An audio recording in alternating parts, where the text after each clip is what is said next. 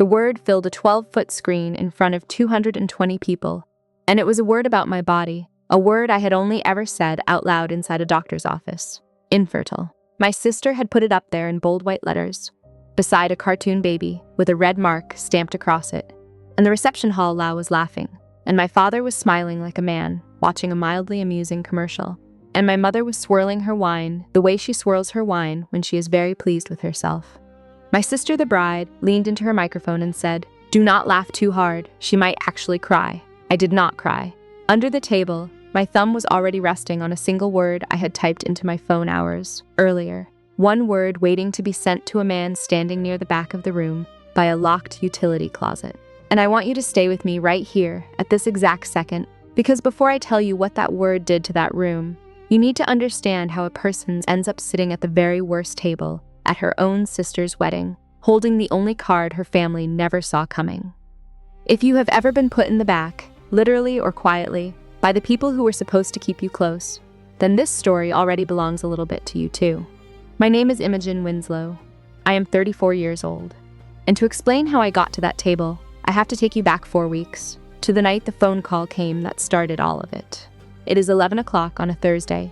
I am at my desk in Charleston, finishing elevation drawings for a historic courthouse renovation. My coffee has gone cold. My back aches. An ordinary Thursday. My phone lights up. Unknown number, a South Carolina area code, but not the city. Somewhere smaller, somewhere I used to know. I answer. "Miss Winslow," a woman says. "Careful. Professional. My name is Inez Duarte. I am a nurse at Magnolia Ridge Care Center. Your grandmother asked me to call you." My hand tightens around the phone. Grandma Etta, 85 years old. The only person in my whole family who ever made me feel like I actually belonged in it. She is scheduled for hip replacement surgery in 3 weeks, Inez says. Her health is stable, but at her age, there are real risks. She has been asking for you. I close my eyes. It has been 2 years since I last saw her. I had snuck into the facility on a Tuesday afternoon, a day I knew my father would be nowhere near the place. We sat together for 40 minutes. She held my hand and told me about her garden, about the tomatoes and the fence line, and a stubborn rabbit. Then a staff member mentioned my visit to my father, and Cyrus Winslow made sure the front desk understood their instructions. Imogen is not on the approved visitor list. My own grandmother and I had to be approved. "There is something else," Inez says, and her voice drops lower. "Your father told your grandmother she may see you, but only if you attend your sister's wedding first. It is in 3 weeks. Of course, everything with Cyrus comes with conditions. Nothing in that family was ever free. Love was a transaction, and he always kept the ledger." "And Miss Winslow," Inez says, "your grandmother wanted me to tell you one more thing." A pause. "She said they are planning something at the reception. Something about you. She wanted you to be ready." I look up from the phone. On the wall across from my desk hangs a framed certificate. South Carolina Emerging Architect of the Year. 5 years of silence from that town, and the first voice I hear out of it is not my mother's. It is a stranger's, a nurse doing a kindness on her break. To tell you what happened next, I have to go back much further than 4 weeks. I have to go back 16 years. I am 18, a senior in high school, sitting at the kitchen table in my parents' house in Wexford, a small inland South Carolina town where everybody knows your last name and exactly what your father is worth. Cyrus Winslow slides a document across the table toward me, a land transfer form. The property is a 3-acre parcel on the edge of town. Rolling grass, a creek along the back, one enormous old oak tree. My grandmother Etta had given it to me on my 15th birthday, signed it over to me legally, and told me, "This is yours, Imogen, no matter what happens, no matter what anyone says." "Sign it," my father says. "I need that parcel for the Cypress Landing project." "Grandma gave it to me," I say, "and I am telling you no." I look at my mother. Cecilia Winslow sits at the far end of the table, flipping through a home decor magazine. She does not look up. She does not say a single word. The sound of pages turning is the only answer I get. I do not sign. 3 days later, my father cancels my college tuition fund, the account he had supposedly been building since the day I was born. Gone, redirected somewhere else. I find out when the registrar's office mails me a letter. 1 week after that, Cyrus stands in the front foyer with his arms crossed and says, "You walk out that door, you do not come back." My little sister Bryn, 11 years old, watches the whole thing from the top of the stairs. She does not say anything either. She just watches. She was learning. I understand that now. She was watching how it was done. I leave with 1 duffel bag and $51 in my checking account. That night, my father tells the neighbors a different story. She dropped out. ran off with some boy, broke her mother's heart. None of it was true. But in Wexford, my father's word was the only version that ever mattered. Here is what actually happened after that door closed behind me. I slept in my car for 2 weeks. I worked the counter at a gas station on the highway outside of town. I earned my high school equivalency at 19 while waiting tables through double shifts at a diner that smelled like bacon grease and bleach. I applied to community college. I transferred to Clemson on a need-based scholarship. I studied architecture because I loved the idea of building things that lasted, things that could not be taken away from you with a single signature. I graduated at 23. Nobody came to the ceremony. I wore my cap and gown, walked across the stage, shook the dean's hand, and then I drove back to my studio apartment and ate takeout on the floor because I did not own a table yet. At 24, I married Damon Corliss, a man I had met years earlier through my father's old business network, back before I was cast out. He was 14 years older than me, charming in public, suffocating in private. He managed my bank account. He screened my phone calls. He told me which friends I was allowed to keep and which I was not. He was a smaller, quieter, more patient version of my father, and I did not see it until I was already inside it. I got out at 27. At 28, a doctor told me I would never be able to have children. A medical fact, delivered under fluorescent lights while I sat alone in a waiting room with a magazine 2 years out of date. I processed it by myself because by then being by myself was simply how I processed everything. Somehow, my sister found out. Damon had stayed in touch with my family after the divorce. He had always liked holding something over people, and now he had handed them the one thing about me that could still be used as a weapon. Now I am 34, senior architect at Barrow & Finch in Charleston.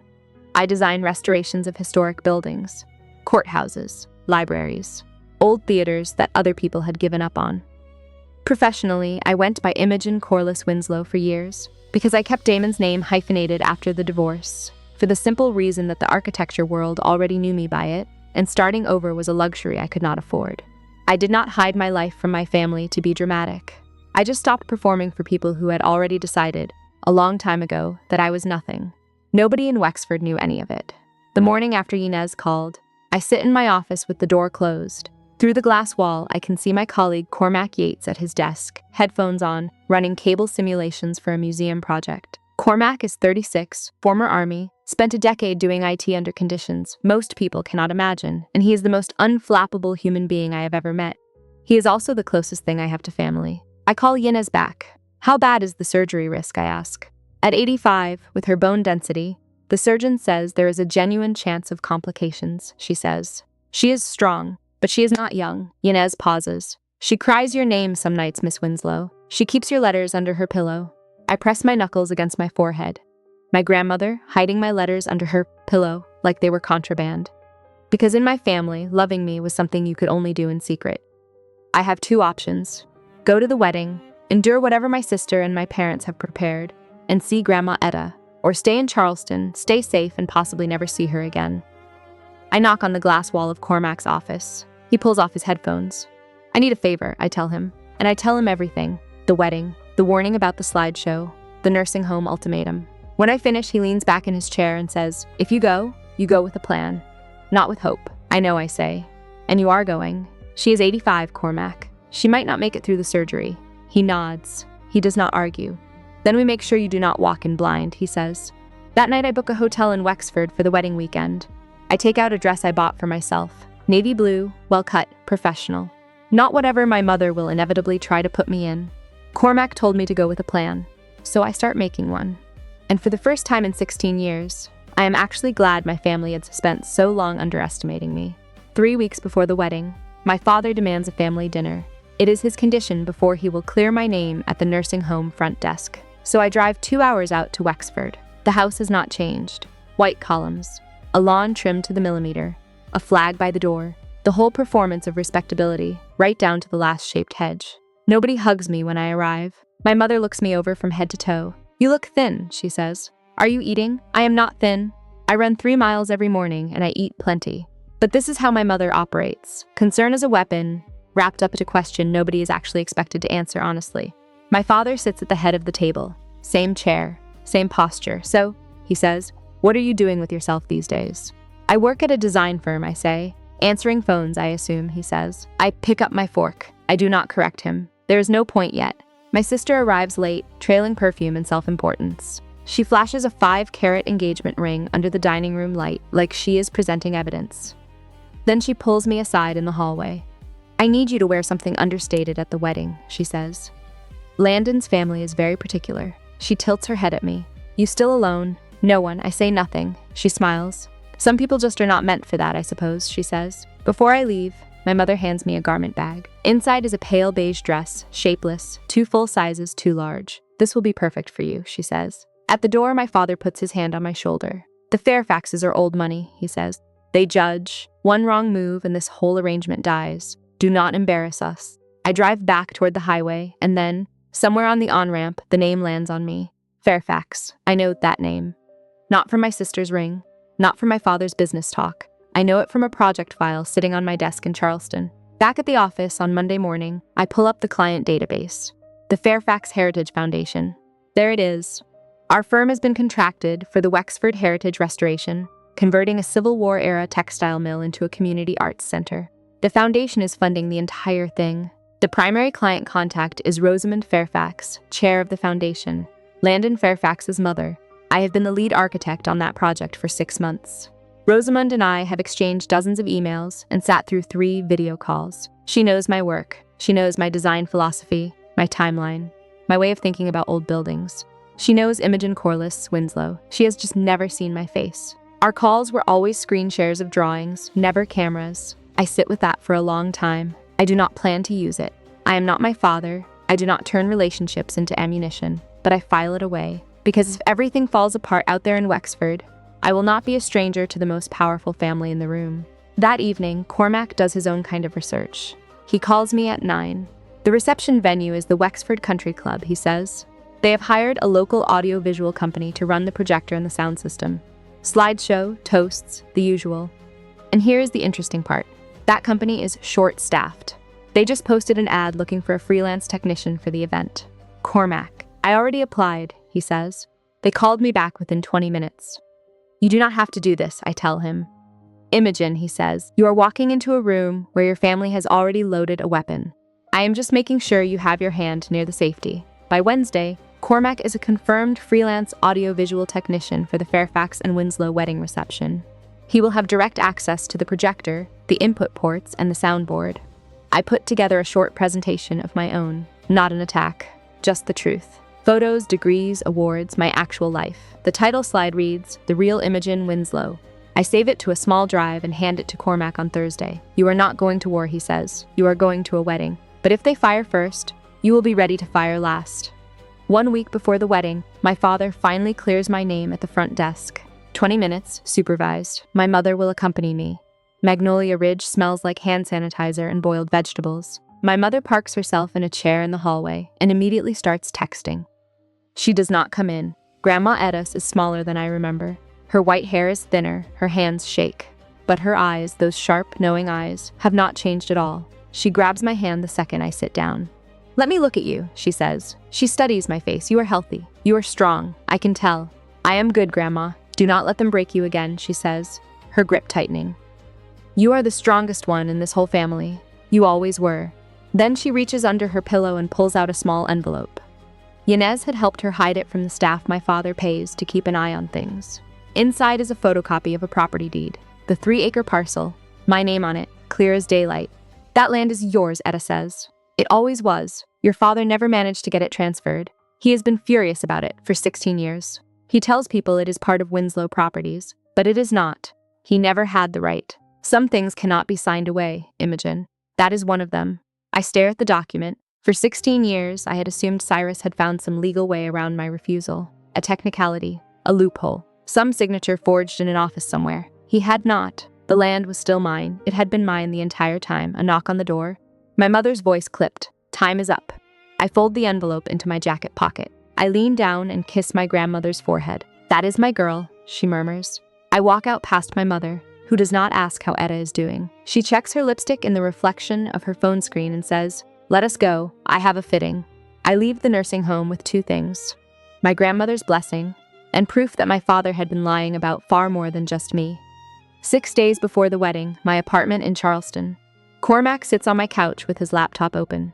On the screen is the slideshow I have built. Slide 1, a photo of me in my cap and gown at graduation, standing alone, smiling anyway. Caption, nobody came to my graduation. I went anyway. Slide 2, my architecture license, framed on my office wall. Licensed architect, state of South Carolina. Slide 3, me on a job site, hard hat on, blueprints in hand. Senior architect, Barrow and Finch. Slide 4, the award plaque. South Carolina Emerging Architect of the Year. Slide 5, a plain text screen, white letters on black. You called me a dropout. I hold a graduate degree. You called me broke. I own my home. You called me a failure. I design buildings for a living. Cormac scrolls through it, nods. Clean, he says. Factual. No insults, just the record. That is the point, I tell him. I do not want to attack them. I want the truth to be louder than their joke. He closes the laptop. You sure you do not want to add the part about your father's Cyprus landing problem, he asks. The land. No, I say. I am not him. I do not turn information into ammunition. Then what is the trigger, he asks. I show him. A text message already typed into my phone. One word, begin. When I send it, Cormac switches the drive on the projector from my sister's slideshow to mine. He has already tested the swap during setup at the venue. It takes 3 seconds. And if their slideshow turns out to be harmless, he asks. Then I never send it, I say. We leave. I visit my grandmother. We drive home. He looks at me for a long moment. You know they will not keep it harmless, he says. I know, I say. But I need to give them the chance. One last chance to be decent, because when this is over, I want to be absolutely certain that I did not fire first. 5 days before the wedding, my father calls. He does not say hello, he says. Rules. You sit at table 19, back corner. You do not speak to the Fairfaxes unless they speak to you first.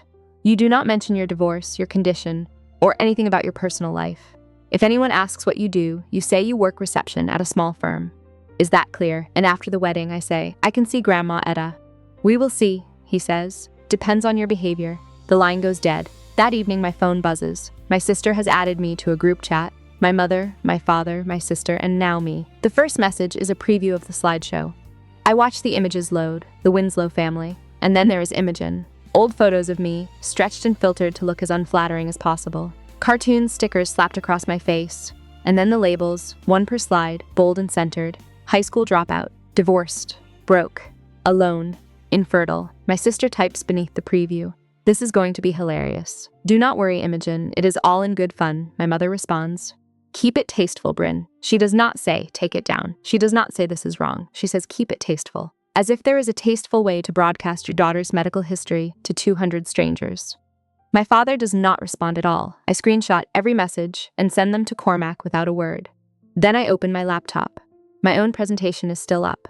5 clean, factual slides. I add one more, a 6th, a quote. White text on black. You measure a family not by how it toasts its favorite, but by how it treats the one it forgot. I stare at the word infertile on my phone screen for a long time. Then I close the group chat. I do not respond.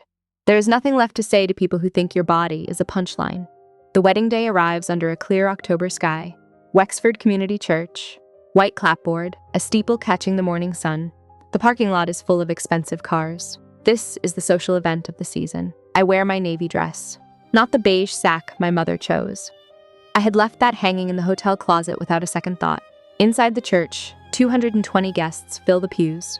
Wexford's business community, country club members, town council acquaintances, and in the front row, the Fairfaxes. Rosamond in a deep green jacket, silver hair pinned back, posture like a former dancer. Her husband Winston beside her, distinguished. Reserved, I sit in the very last pew. No one greets me. No one offers to move over. My father works the center aisle like a campaign trail.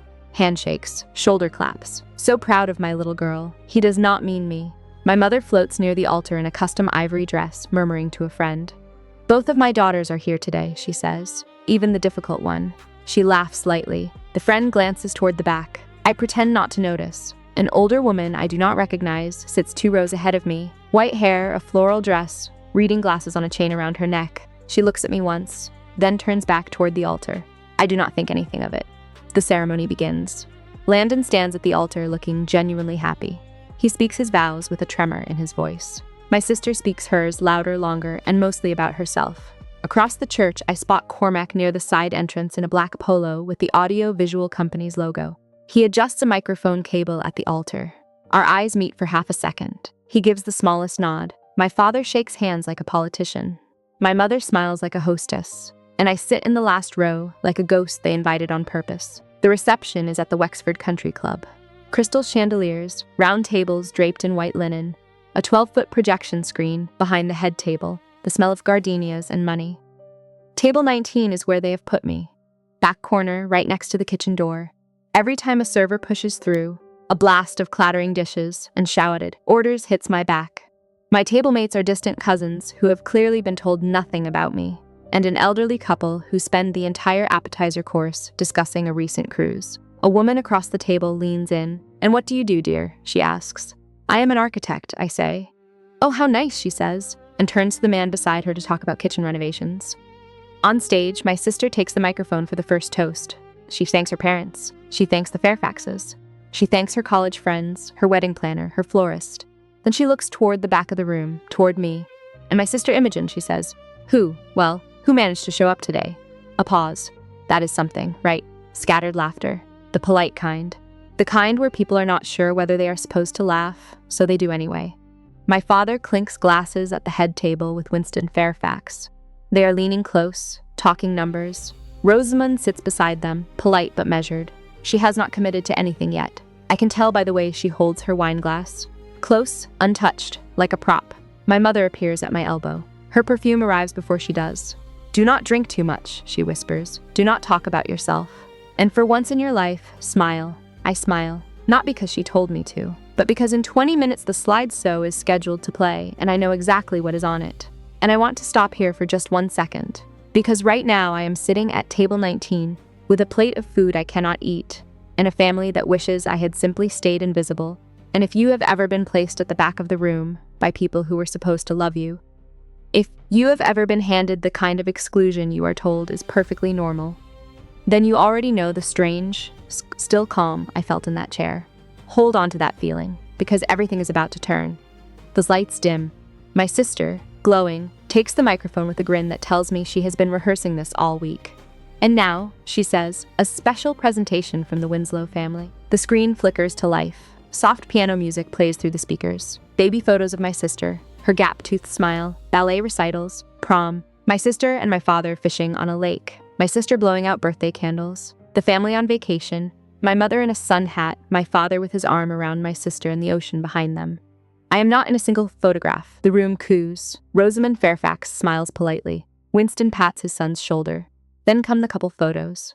My sister and Landon at a vineyard, at a football game, at Christmas dinner with the Fairfaxes. Each one earns a round of soft applause. Then the music shifts, turns playful. A little drumroll sound effect plays. The screen reads, "And now, let us meet the rest of the family." My sister grins from the head table. She catches my eye across the room and wiggles her fingers in a small wave. My mother leans back in her chair with the satisfied look of someone who has been waiting all night for the main course. My stomach drops, not from fear, from certainty, because I know what comes next. Under the table, my phone is already in my hand. The message to Cormac is typed and ready. One word. Begin. My thumb hovers over the send button, and I make myself a promise. If the next slide is harmless, if it is an old photo with a gentle caption, if it is a real toast, if there is even a scrap of decency in what they have prepared, I will not press it. I will take the joke. I will drive home. I will let them have their night. I give them one last chance to be decent. The screen changes. My face fills the frame. An old photo from high school, grainy, unflattering. Across the bottom, in bold white letters, high school dropout, with a check mark beside it. Nervous laughter ripples through the room. A few people glance back at me. I keep my face still. Next slide. A cracked heart beside my name. Divorced. The laughter grows. Louder now. The kind that feeds on itself. Next. A cartoon of an empty wallet flapping open. Broke. Someone at a nearby table snorts into their champagne. Next. A photo of a single place setting. One chair, one plate, entirely alone. My sister is laughing from the head table. My mother sips her wine, watching the room like she is scoring a performance. Then the final slide loads. A cartoon baby with a red mark stamped across it. Infertile. The word fills the 12-foot screen. For a moment, the room goes quiet, the shocked kind of quiet. The kind where people realize they have been laughing at something they should not have. Then a few more laughs break through anyway, the uncomfortable herd following itself. My sister leans into the microphone. Do not laugh too hard, she might actually cry. My mother swirls her wine, a half smile, her eyes on me. My father catches my gaze from the head table. Just a joke, sweetheart, he says. Lighten up. Rosamund Fairfax is not laughing. I can see it clearly from across the room. She sets her glass down on the table with a quiet click. Her jaw tightens. She looks at my father, then at the screen, then at me. I feel the blood rush into my face. My hands shake. My whole field of vision narrows to that one word glowing on the screen. My medical history. My private grief. Projected in enormous letters for 220 strangers to laugh at. That was the line. And they did not just cross it. They broadcast it in letters a foot tall. I look down at my phone. The message is still there. One word. Begin.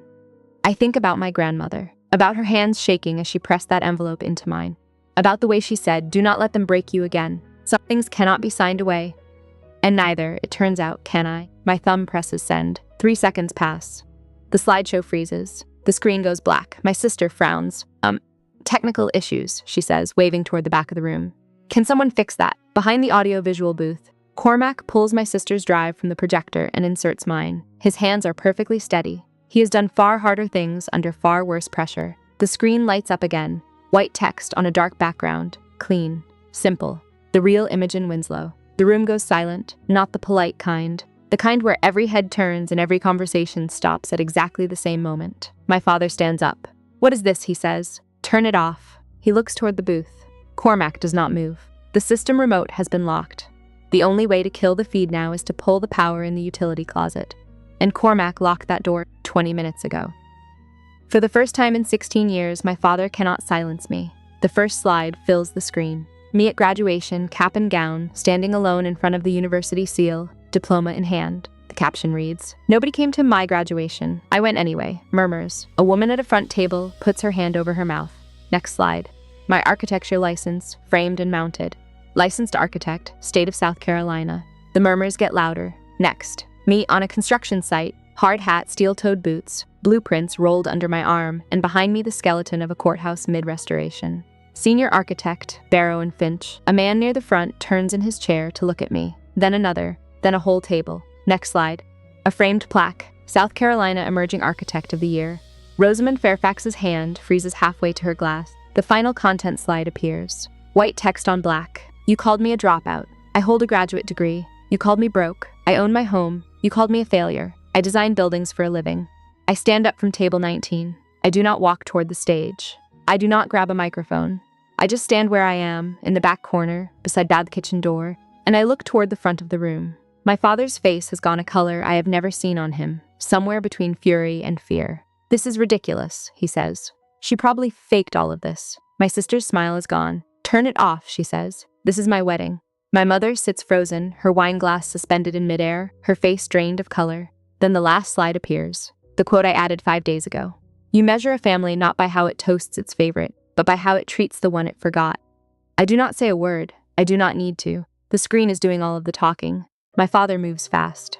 He steps out from behind the head table. Both hands raised, the smile locked back into place. The same smile he uses at town council meetings and civic dinners. "Folks," he says, "I apologize for the interruption. My older daughter has always had a flair for drama." He chuckles. It lands flat. "This is clearly a misunderstanding."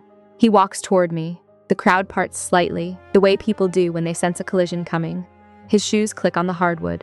When he reaches table 19, he lowers his voice, but not nearly enough. The tables nearby hear every word. "Sit down right now," he says, "or you will never see your grandmother again." I look at him. My father, 63 years old, builder of houses, destroyer of daughters. And I says in the same quiet voice, "You have used Grandma Etta as a leash my entire life. That ends tonight." His jaw clenches. "I will call security," he says. From the head table, a chair scrapes back. Landon Fairfax stands up. His face is tight. "Wait," he says. He looks at my father, then at me. "Let her speak." My sister grabs his arm. "Landon." He pulls free. "Something is not right here, Bryn," he says. "I want to hear this." The room shifts. I can feel it. The energy tilting, the way a crowd recalibrates when someone unexpected breaks ranks. My mother rises from her seat, her voice cracking for the first time. "Imogen, please," she says. "You are humiliating yourself." I look at my mother. The woman who flipped magazine pages while my father threw me out of the house. The woman who handed me a shapeless dress and told me to disappear into the walls. "No, Mother," I say. For the first time, I am not. At the front table, Rosamond Fairfax has not moved, but her eyes have. They are locked on the screen, on the words Barrow and Finch, and something in her expression is changing. I step away from table 19. I do not rush. I do not raise my voice. I walk to the center of the room, between the round tables and the flickering candles. and I stand where every single person can see me. 220 faces, champagne going flat. The piano music has stopped. I did not drop out, I say. My voice is steady, conversational, like I am explaining a project timeline at a Monday meeting. My father pulled my college tuition when I was 18 because I would not sign over land my grandmother gave me. My father opens his mouth. I keep going. I did not choose to be alone. I was told to leave and never come back. I was 18 years old with $51 in a duffel bag. My mother's hand trembles on her wine glass. My divorce. I married a man my family chose. He was controlling. I got out. That is not failure, that is survival. A woman at a nearby table pulls her napkin to her face. Her husband puts an arm around her. An infertile, I say. I look directly at my sister. That is a medical condition, not a punchline, and you put it on a screen for 220 people at your own wedding. My sister's lower lip quivers. She opens her mouth, but nothing comes out. I look at my mother. You helped design those slides. And you gave me a dress meant to make me invisible. I look at my father. You told me to sit in the back, stay quiet, and not embarrass you. I let the pause stretch. The only embarrassment in this room is what the three of you just did to your own daughter and sister. The silence is total. A server holding a tray of dessert stops in the kitchen doorway, motionless. Then I hear the sound of a chair pushing back. Slow, deliberate. Rosamund Fairfax stands, and she walks straight toward me. She moves through the room like she owns it, and in a way, she does. Half the people here tonight owe her foundation a grant, a favor, or a seat on a board. She stops a few feet from me. Her eyes move from my face to the screen behind us, where senior architect Barrow and Finch is still glowing. Imogen Corliss Winslow, she says, like she is confirming something she already suspected. You are the architect on the Wexford Heritage Project. Yes, ma'am, I say. Rosamund turns, slowly, the way a woman turns when she wants a whole room to see exactly where she is looking. She faces my father. Mr. Winslow, she says. Her voice is steady and surgical. The woman you just humiliated in front of my family is the architect I hired to restore the most important building in this town. The color drains from my father's face in real time. I watch it happen, the confident flush replaced by something gray and exposed. He says. I did not know. You did not know, Rosamund says, because you never bothered to know your own daughter. A ripple runs through the room, whispered words, heads turning. Someone pulls out a phone. My sister jumps up from the head table, her voice pitched high. This is insane, she says. She is making it all up. She reaches for Landon's hand. He steps back. His hand stays at his side. My mother tries next. She approaches Rosamund with her hostess smile at full power. Rosamund, please, she says. This is a family matter. Rosamund does not break eye contact with my father. You made it a public matter, Mrs. Winslow, she says. When you put it on a 12-foot screen, the room exhales. I can actually hear it. 220 people breathing out at once. The collective release of held tension. The recalculation happening at every table. Nobody is looking at the bride anymore. My father tries to recover. He spent 63 years learning how to recover. It is what he does. Rebuild the smile, adjust the handshake, reset the story. Rosamund, let us not overreact, he says in his country club voice. Warm, reasonable, man to man. Except she is not a man, and she is not buying a word of it. It was a silly joke, he says. You know how families are. I know how my family is, Rosamund says. We do not put our children's medical records on a screen for entertainment. She turns to her son. Landon, I think we need to have a conversation. Privately. Tonight, Landon nods. He has been watching my sister since the moment the second slideshow started. His expression is not anger. It is something worse. It is reevaluation. He looks at his bride and says, You told me Imogen was unstable. You said she had issues, that she was jealous of you. My sister's voice cracks. She is jealous, she says. She is a licensed architect with awards. Bryn. And you put the word infertile on a screen at our wedding. My father steps toward Rosamund, dropping his voice into the register that probably works in boardrooms. Let us talk about the Cypress Landing partnership, he says. This has nothing to do with. Rosamund raises one hand, a single gesture. That is all it takes. The Cypress Landing partnership, she repeats, like she is tasting something spoiled. Mr. Winslow, after what I have just witnessed, there is no Cypress Landing partnership. My father's mouth opens. Nothing comes out. His hand, still raised in a half gesture, drops to his side. My mother breaks, not gracefully. A sharp, strangled sound that might be a sob. This cannot be happening, she says. To no one. To the tablecloth. I stand in the center of the room. I do not smile. I do not nod. I do not celebrate. I just stand. For the first time in my life, standing is enough. My father just lost the Cypress Landing deal. My sister just lost control of her own reception. And my mother is crying. Not for me. Never for me. for the image. And my sister, is a fast learner. She grew up watching our mother pivot from cruelty to composure in under 5 seconds, and now she deploys the exact same skill. Her face crumbles, not gradually, all at once, like a switch. Tears spill down her cheeks. She rushes to the center of the room, hands pressed to her chest. "This is my day," she says, her voice breaking on cue. She has always been jealous of me. She turns to the crowd, mascara streaking. I invited her because I wanted her here. The slideshow was supposed to be funny. She is twisting everything. A few guests shift uncomfortably. There it is. That hesitation predators rely on. The moment where onlookers wonder, maybe the crying woman is the real victim. My sister spins toward Landon. "You are choosing her, on our wedding day." My mother rushes to her side, wrapping an arm around her. "My baby," she says. "They are attacking my baby." She looks at Rosamund with wet eyes. "Can you not see what is happening here?" For a second, just a second, I feel the room tilt back toward them. Tears are powerful. A bride crying at her own wedding is powerful. I see doubt flash across a few faces. Then Rosamund speaks. She does not raise her voice. She simply takes out her phone, glances at the screen still glowing behind us, and reads from the slides. "Funny," she says. "Infertile. Failure. Alone." She looks at my sister. "Which part was the joke, dear?" The doubt evaporates. The room resettles, like a jury that considered a different verdict and decided against it. My sister's tears are still falling, but they have lost their power. "She is ruining my wedding," my sister says. I do not shout. I do not match her volume. I just say, "I did not make the slideshow, Bryn." "You did." Rosamund is not finished. She turns back to my father, and this time her voice carries the flat precision of a woman who runs a foundation worth many millions of dollars. "The Cypress Landing project," she says. "You told us the land was fully consolidated under Winslow Properties. Every parcel accounted for." My father stiffens. "It is," he says. "I was not planning this. I did not rehearse it. But I hear the words Cypress Landing and fully consolidated, and something clicks into place. The envelope in my jacket. The deed my grandmother pressed into my hands 1 week ago. Actually, I say, it is not." The room turns to me. I reach into my jacket and pull out the folded photocopy. "The center parcel, the one my grandmother gave me when I was 15, is still in my name," I say. "I have the deed right here." My father's face goes rigid. Not the public rigidity of composure, the private kind. The kind I remember from the kitchen table when I was 18, and he slid that document across to me. Rosamund looks at the paper, then at my father. "You are going to build on land that belongs to your estranged daughter," she says, "without her consent, without telling us. She was supposed to sign it over years ago," my father says. "I was 18, I say. You tried to force me. I said no. You threw me out. I fold the deed and put it back in my pocket. And you have been telling people the land was yours ever since." Winston Fairfax stands for the first time. He buttons his jacket, the small deliberate motion a man makes when he is about to leave permanently. Rosamund meets my father's eyes one final time. "Mr. Winslow," she says, "I think we are done here." My father turns to me. His voice drops to something raw and small. "You ungrateful." Landon steps forward. "Enough," he says. His voice is sharp and final. "That is enough, Mr. Winslow." Something in my mother fractures. She has been holding it together, the smile, the posture, the hostess mask, for the better part of 40 years. But the Fairfaxes are walking away. The deal is dead. And the room is looking at her family the way she spent her entire life, making sure it never would. She turns on me.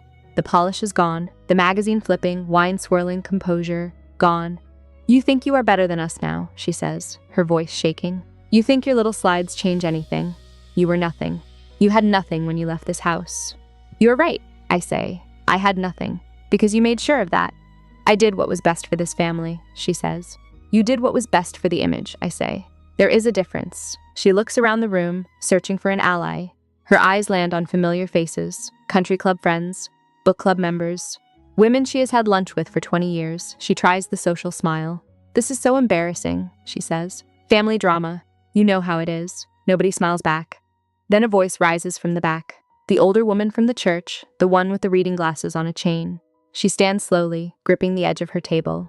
"I have known Etta Winslow for 50 years, she says. Her voice is thin, but it carries through the silent room. "She would be ashamed of what the three of you did tonight." She picks up her purse and walks toward the exit, her heels clicking against the floor, measured and final. Another couple stands, then a man at another table. No speeches, no drama. They simply leave. My mother sinks into the nearest chair. Her hand finds her wine glass, but she does not lift it. For the first time, she looks exactly her age, maybe older. The room is emptying, and no one is pretending this was a joke anymore. The hall is thinner now, empty chairs scattered among the guests who remain, the gardenias wilting under the heat of the chandeliers. My sister sits alone at the head table. Landon stands with his mother near the side door. My father has not moved from the center of the room, hands at his sides, staring at the floor. I look at what is left, my family, this room. 16 years of silence ending right here, between dessert plates and half-empty champagne flutes. I do not go to the microphone. I do not need it. My voice carries just fine in a room this quiet. I did not come here to ruin your wedding, Bryn, I say. I look at my sister. I came because Grandma Etta asked me to, because even after everything, she still believes this family can be better. My sister's head drops. I do not hate any of you, I say. I look at my father, at my mother, but I am done being your punchline. I am done earning the right to exist in this family. My father's eyes finally lift to mine. They are red. I have never seen that before. If you want me in your life, I say, it starts with respect, not conditions, not performances. Respect. I pick up my clutch from table 19. I straighten my navy dress, the one I bought myself. And if you cannot do that, I say, then this is goodbye. I walk toward the exit, past my father who does not look up, past my mother who is staring at the tablecloth, past my sister who turns her face away. At the door a voice stops me. Miss Winslow, I turn. Rosamund Fairfax is standing near the coat check. Her green jacket is already on. Her car keys are in her hand. Monday morning, she says. My office. We have a project to finish. I nod. She nods back, and I walk out into the October night. The parking lot is half empty. Most of the early leavers are already gone. I sit in my car with the engine off, hands on the wheel, staring at the country club entrance. A tap on the window. Cormac, still in his audio-visual polo, holding 2 gas station Zagafis. I unlock the door. He slides into the passenger seat and hands me one. You okay? He asks. No, I say, wrapping both hands around the cup. But I am better than I have been in years. We sit in silence for a while. Through the windshield, I can see figures trickling out of the club, couples walking fast, a man loosening his tie. Nobody is laughing. My phone buzzes. Landon. I am sorry for what my wife's family did. Bryn and I need to talk. I do not know where this goes. Another buzz. Yanez. Your grandmother saw everything. Someone's niece was live streaming the reception to a family group chat, and Etta watched the whole thing. She is laughing. She says, that is my girl. I close my eyes. My grandmother, in her nursing home bed, watching her granddaughter stand up in a room full of people who had tried to make her invisible. Laughing. Proud. One more buzz. Rosamund Fairfax. I have informed my team about the Cypress Landing situation. Your father will not be building on your property. We will find another partner for future development. I type back to Rosamund. Thank you. To Yanez. Tell her I love her. To Landon. I am sorry, too, for all of it. I do not respond to my father, or my mother, or my sister. There is nothing to say that was not already said in that room. Cormac starts the car. Where to? He asks. Hotel, I say. Then home tomorrow. He pulls out of the lot. In the rearview mirror, the country club shrinks and disappears. Wexford is a small town, and small towns do what they do best. They talk. The week after the wedding, Wexford rearranges itself. I hear about it secondhand, mostly from Yanez and from Cormac, who has a real talent for monitoring small town message boards. My mother is quietly removed from the Wexford Autumn Gala Planning Committee. No formal announcement, just a short email from Rosamund's assistant. We are restructuring the committee this year. Thank you for your past contributions. My mother calls 3 board members. None of them pick up. My father loses his 2 minor business partners within the first 10 days. A developer 2 counties over pulls out of a joint venture, citing alignment concerns. A local contractor who had been loyal for 15 years sends a polite letter about pursuing other opportunities. Winslow Properties does not collapse. My father is too entrenched for that, but the cracks are visible. And in a town where reputation is currency, cracks spend fast. Landon asks for couples counseling. My sister refuses. She calls it an insult. By the second week, Landon packs a suitcase and moves into his parents' guest house. They are not divorced, but they are not together either. The book club my mother has hosted every 3rd Thursday for 12 years quietly relocates to someone else's living room. No one tells her. I do not follow any of it in real time. I am in Charleston, back at my desk, back at my drafting table. I have a courthouse renovation to finalize and a heritage project to present. Cormac reads me a post from the Wexford community page while we eat lunch. Someone shared a photo of the slideshow screen with the caption, "This happened at the Fairfax and Winslow wedding." Shame on the Winslows. 103 reactions, 51 comments. You did not do this to them, Cormac says, closing his laptop. I know, I say. They did this to themselves, he says. You just stopped covering for it. I eat my sandwich. It tastes better than anything ever served at table 19. 3 weeks after the wedding, a Tuesday evening, I am reviewing blueprints for the Wexford Heritage Project. Rosamond's Foundation wants the presentation ready by the end of the month. My phone rings. My father. I almost do not answer. Then I pick up. He does not start with an apology. He starts with an offer. The land, he says. Name your price. Let us end this like adults. The land is not for sale, I say. It was Grandma Etta's gift to me. It stays mine. You are destroying this family over a piece of dirt, he says. You destroyed this family over a piece of dirt 16 years ago, I say, when you chose a parcel over your daughter. Silence. Long. The kind that lives on a phone line like static. I did what I thought was right, he says finally. So did I say. And here we are. Another pause. Then his voice changes. Softer. Almost human. Your grandmother is no longer your bargaining chip, he says. I keep my voice level. I have contacted Magnolia Ridge directly, I say. I am listed as her secondary emergency contact now. I can visit whenever I want. You do not get to use her against me anymore. I hear him breathe, in and out, the sound of a man realizing that the last lever he had has just been taken away. You always were the stubborn one, he says. I learned from the best, I say. I wait for more. An apology. A confession. A crack in the wall he spent 63 years building. Instead, he hangs up. I set the phone down on my desk. My hands are not shaking. My heart rate is normal. There was a time when a single phone call from Cyrus Winslow would have sent me spiraling for days, replaying every word, wondering if I had been too harsh, too ungrateful, too much. That time is over. I go back to my blueprints. 2 weeks after my father's call, a Sunday morning, I am making coffee. My phone lights up with my sister's name. I let it ring 3 times before I answer. Old habit. Bracing. But the voice on the other end does not sound like my sister. Not the one I know. The one who wiggles her fingers and puts the word infertile on a screen. This voice is flat, tired, stripped of all performance.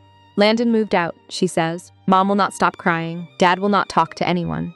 I sit down at my kitchen table. I do not interrupt. The slideshow was wrong, she says. I know that.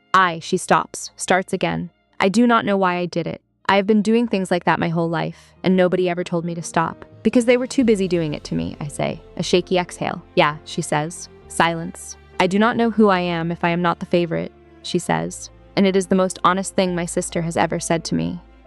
I could be cruel here. I could list every time she twisted the knife, every holiday she was celebrated while I was erased, every lie she inherited from our parents and polished into a weapon of her own. But cruelty is their language, not mine. Then maybe it is time you figured that out, I say, without me as the punching bag. Can we start over, she asks. I do not know, I say. But we can start with you talking to someone, a professional. Not mom, not dad. Someone who will actually tell you the truth. A long pause. Okay, she says. Neither of us says I love you. Neither of us says goodbye. We just sit on the phone for another few seconds, breathing, and then the line goes quiet. I set the phone down and look out the window. The morning light is pale gold on the trees. No tears, just tired. But lighter than before. The following Saturday, I drive to Magnolia Ridge. No phone call to my father. No 20-minute limit. No mother in the hallway checking her lipstick. I just go. Yanez meets me at the front desk with a smile that says she has been waiting for this visit. She is in the sunroom today, she says. Strong morning. She watched your slideshow video again at breakfast. Again, I say. 5th time, Yanez says. She made me replay the part where Rosamond said, "You never bothered to know your own daughter." She clapped. The sunroom is warm and bright. Potted ferns line the windowsills. Grandma Etta sits in a wheelchair by the glass, a crocheted blanket across her lap, her white hair catching the sun. She sees me and her whole face opens up. Not a polite smile, not a hostess smile. The real thing. The kind that starts in the eyes and fills every line and crease. She grabs my hand the second I sit down.